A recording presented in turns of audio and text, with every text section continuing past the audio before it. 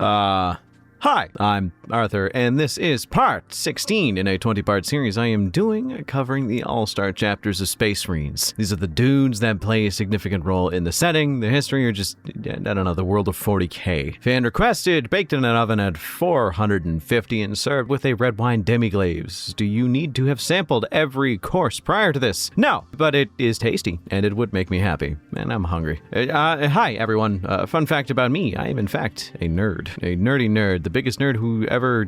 God, this is cringe. I'm killing this bit. Okay, so what I'm failing to segue into is I like all things associated with niche culture. I think it was obvious from the fact I like 40k and horror and have YouTube channels dedicated to both. But in general, I also love tabletop RPGs. They are one of the earliest hobbies I ever got into and have been running D&D games pretty much off and on consistently most of my life. Almost 20 years now. God, I'm old.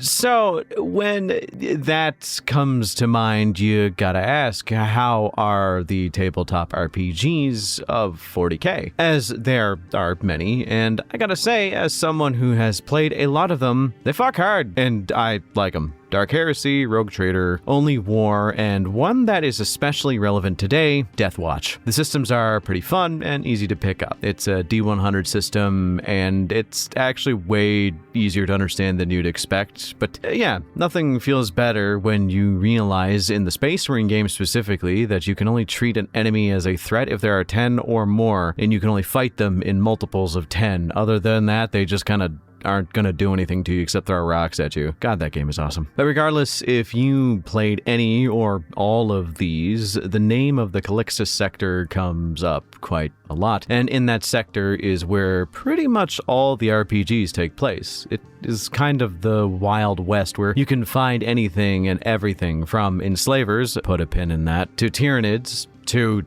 us. The best part about the sector is that it has a wealth of region-specific factions, like the Maccabian Janissaries, the Brontian Longknives, and the topic of today, the chapter Space Marines we know simply as the Storm Wardens. So sit back, grab your popcorn, grab your weird greatsword, and let Arthur teach you about one of the more interesting but less spoken about chapters in the setting. But before we do, we have a sponsor that I have not spoken about for quite some time. But if you know me well enough, you know that I adore them so much. Ladies and gentlemen, Starforged merchandise. Producing the best 40k merch in the game, Starforged is back again, and my goodness, does it feel so good. If you have seen me in person at any events that I attend, I usually have one of their Krieg backpacks adorned with numerous different pins and whatnot from them, so I can vouch for the quality. And speaking of quality, and also related to the topic at hand today, Starforged has a wide array of chapter brooches that you can wear like me on your backpack or on your shirt with pride at your local tourney. I recommend the Ultramarines brooch one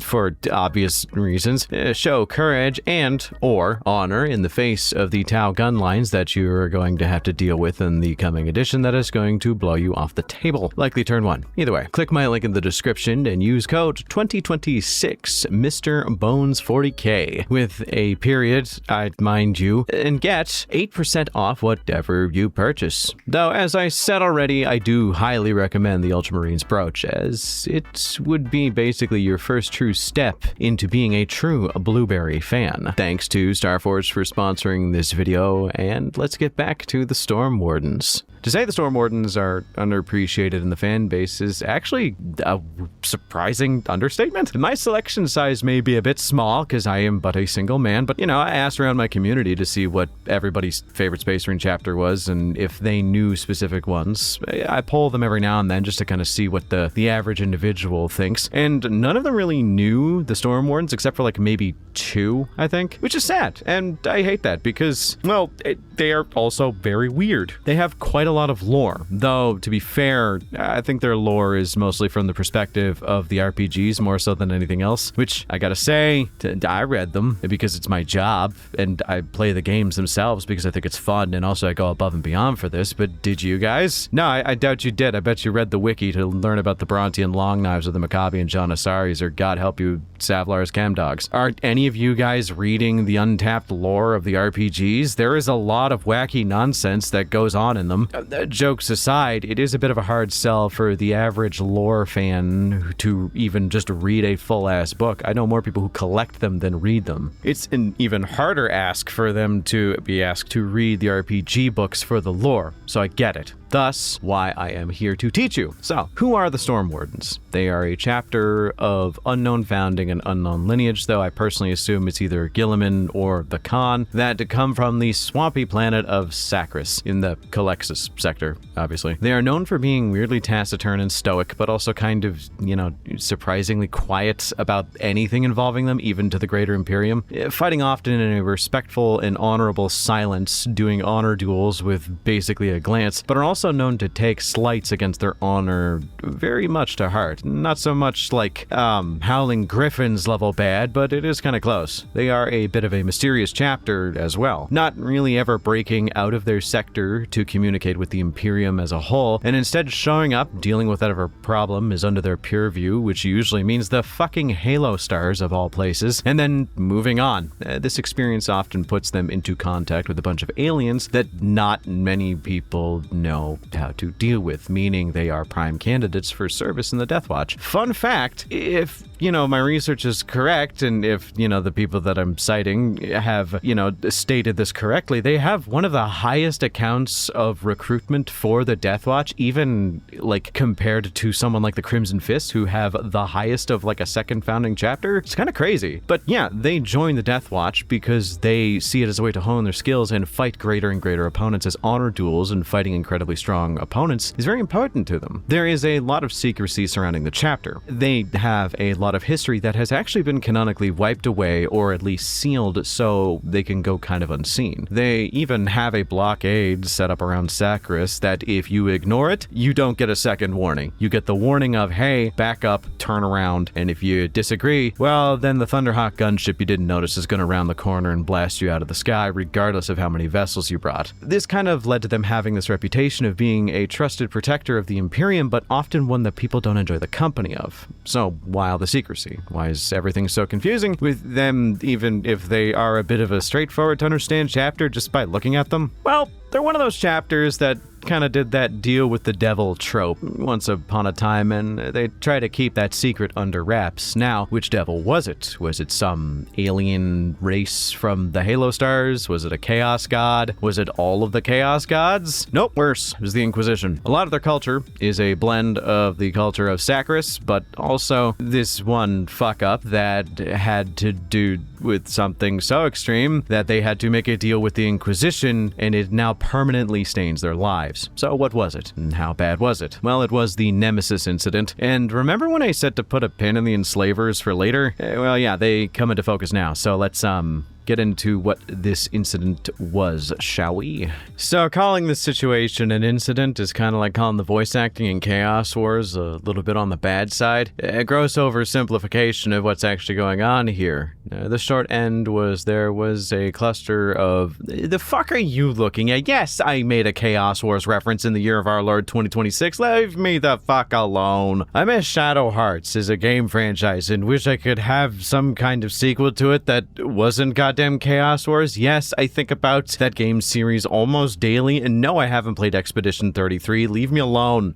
For the three of you who got anything of what I just said, Gungrave, that's all. Also, leave a comment so I can point at you and shriek like a Pod People from Pod People, or whatever the movie was called. Man, that was a hell of a digression. Whatever. Yeah, the Storm Wardens were asked to assist the Inquisition in eradicating an infestation of the enslavers, which is never fun. That ended up taking over a bit of a small cluster of planets in their domain. Now, that might sound like a job for a Space Marine, but it's actually more of a job for a cyclonic torpedo. Yeah, there is a reason why the enslavers are considered one of the worst monstrosities and threats in the universe. They are pretty damn bad. How they work is they are one of the rare instances of a Xeno that lives in the warp. What they do is they find a host, usually an unwilling psyker, and implant their larva into the person's brain. Once mature, they use their psychic gifts to rip a hole in reality and allow more of these gigantic evil bug monsters to fly into real space. This allows them to infest the brains of other people and take control of them, thus the name Enslavers. I believe it's stated that psychers are the ones that they use for reproduction of their race, and non-psychers are just meat puppets they use to do evil things. I don't know, man. A little more backstory and a bit of a fun lore tidbit in the Halo Star section that the Storm Wardens kind of govern, and the Calixus sector in general, there is a buttload of warp storms. These, on the most benign side of things, make it so that some planets have to go around them in order to get to the locations they need to go to, and slightly increase the birth rates of psychic children in the nearby planets. On the worst side of things, enslaver infestations. So yeah, this is where I believe the Storm Wardens actually got their name. They are a chapter dedicated to fighting through warp storms to save planets in the midst of these kinds of apocalypses. Thus the name, which is pretty cool. So, to get back to the Nemesis incident, we truly don't know how it went down. There's a reason, and we'll cover that a little bit later in the aftermath, but basically the truth of the matter is that the enslavers were wiped out from these planets, likely through cyclonic torpedoes, exterminatus, and a whole lot of swearing in Latin. The Storm Wardens, trying their hardest to fight in the traditional way, led to the deaths of hundreds of their brothers and the injury of even more, but worse yet, the infection of pretty much the entire First Company, as well as the current chapter master. The Inquisition recommended euthanasia by bolt guns, but the chapter master Owen Glendeer, yes, his name was Owen, suggested something different, that the members of the First Company, for their valor in the service, get sealed away in stasis caskets in the fortress monastery of the Storm Wardens on Sacris, guarded by the dreadnought ancients of the chapter, who take up a vow of silence to only protect these stasis caskets until the day that they can be cured from their buggy fate. The myth goes that they shall likely return on the darkest day, with their chapter master leading the charge. Now, it is kind of up in the air if this is true, because one, a side note of this was that the chapter had to erase its entire history as a part of the deal with the Inquisition, removing their lineage, their gene sire, their successor, history, just everything prior to that date. And two, the only record they were allowed to keep was a set of tomes that were transcribed by the oldest living librarian, who was actually on death's door because he did survive the Nemesis incident, but was fatally wounded. Now, he had enough years left in him while he was slowly dying to some kind of bug wound that he was able to actually give the history of the chapter to other librarians who transcribed it into numerous different tomes. Now, the problem here is that for some reason, these books, which were like a multi-tome series of books, they varied insanely in the facts, so much so that it felt like an act of willful sabotage, either perpetrated by the Inquisition, chaos, or just some guy who thought it'd be funny. So it took centuries to sort through the various different books, and by asking other older librarians what was the most likely and which one was likely the one that happened, we got the most correct instance of events, and that was a massive series of books known as the Liber Tempest, and they basically just have the entire chapter's history in it that we think happened. The other books were sealed away and given different titles because they were all apocryphal, which is a very fun word to say. So, their history burned away by an outside organization, and wait, this is starting to sound familiar. Why is this pinging a nerve in the back of my brain? Wait a sec. They use power claymores. They fight for swamps. They have an incredibly distrusting nature towards outsiders. Their history was annihilated by Latin-speaking wackadoos. They have a strong emphasis on clan culture, staying within the clans of their community rather than mingling with others. Wait, the colors of these dudes are... Oh, sweet lord, they're Scottish. The Storm Wardens are just one big Scottish joke. Wait, this can't be a thing. Wait, they can't just do this. Wait, the chapter master being sealed in the high mountains of Sacris. This is just a reference to the Irish myth of Finn McCall. Dude, this is starting to make too much sense. How did I not notice this by now? Their colors are literally just the flag of Scotland turned into a marine. Every single marine with the helmet off looks like a bald, shaved man with a blue face tattoo, or he's like me, bald bald with a brownish, reddish, blondish beard. I feel so dumb for not seeing this until halfway through this, but yeah, no, this is what they are. They are, in fact, just a Scottish, well, I guess Scots-Irish, as a lot of it also ties to, like, Irish Celtic myth, which is kind of awesome. So, yeah, fun fact, I'm mostly Scottish by heritage, but also a little bit of Irish on my mother's side, so you have a little bit of pride in my history, so I don't know why I didn't notice this. It's why I felt weird reading about these guys, because it all felt kind of familiar. I just never noticed it until now, which makes me feel a bit like a big thicky bobo, but whatever. I mean, if Birmingham can have their own Marines whose logo is just a bunch of knives, then I guess we can have the blue and white Scottish flag, boys. Anyhow, after the Nemesis incident, the chapter actually went on to serve with distinction, but a lot more privately, likely due to their nature and the Inquisition keeping them to secrecy. This is why they show up, annihilate whatever bad guys are there, and then move on. Very cool of them. It's been thousands of years since the Nemesis incident, and because there isn't anyone who can recount it, the incident has gone into myth and likely evolved over time due to the various interpretations from the various books. They serve with distinction and are pretty cool. With the brief rundown of their history down, let's break into their tactics, chapter organization, and recruitment methods, as that last one is kind of notorious, as it can only be described as a child neglect Olympic event. Yeah, no, that's the descriptor we're going with. The Storm Wardens have a bit of a no-nonsense sense of tactics, except for one part, which is a little bit of funny business. Just like a little small percentage of goofiness. But yeah, we'll get there. Basically, they strike usually as a whole chapter to deal with the threat, doing a light bombardment initially, artilleries, Thunderhawk raids, etc., that kind of stuff. Then they ram through using Land Raiders, Rhinos, Demolisher, Cannon, whatevers, and get into position. And once everybody has been pinned and the fellas Tokyo drifting into frame have found their position in the crater that they want to get to, this is kind of the end stage of their tactics, or at least you'd think, because this is just to get their best troops into position, because once the Land Raiders park, the doors open and out come the veteran squads to be the least dangerous part of a highly explosive spear tip, which should be fucking harrowing to you, due to them being Stern Guard vets as well as Tempest Blades. Who are the Tempest Blades? Well, I'm so glad you asked. They are basically a micro-company group that was formed in the first company. Think of them like the Victrix Guard in the Ultramarines, but also, for some reason, screaming Scotland forever while hefting a power claymore that is about 7 feet long.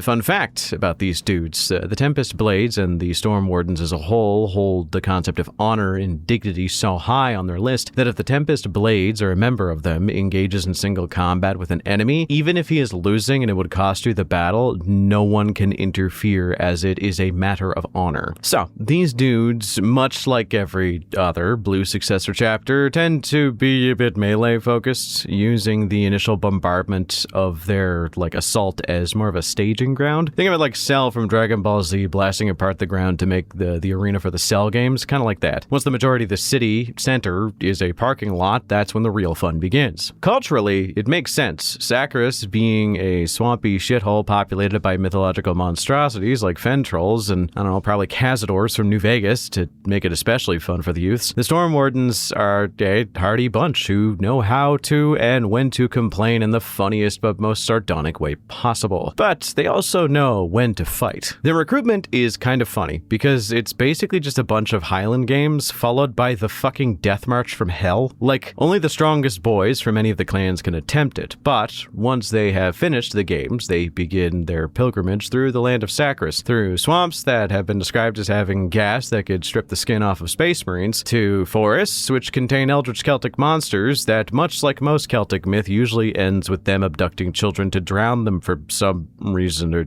I guess food maybe, all the way to them making it to the high mountain of the fortress monastery for the Storm Wardens. One last trial awaits, and it's a trial by combat to see who shows the most promise. Now, it isn't stated that they take all of the boys boys, some of the boys, one of the boy who wins the little impromptu tournament, or just the ones that show the most promise in combat alone. But I will state, unlike a lot of chapters, failure at this stage is actually seen as genuinely an okay thing, because you literally went the distance, and the children who get back to the village are considered heroes or great leaders in the making. They also see children being taken into the chapter as a great honor as they become heroes. Thus, a tradition is that when a child is taken into the ranks of the Storm Wardens Adeptus Astartes, they are often given a Sacris Claymore from the family of the boys to take with them. It's an heirloom and important to the clans, so it is often taken, and if the boy becomes a full-fledged Space Marine, it is turned into a power sword, which is apparently pretty damn useful for how they fight. The ties to their homeworld almost rivals that of the Salamanders in a lot of ways, weirdly because of this. Because upon death, if the boy, now Space Marine, has any living relatives, the Claymore is returned to the family as a testament to their lineage's heroism, which is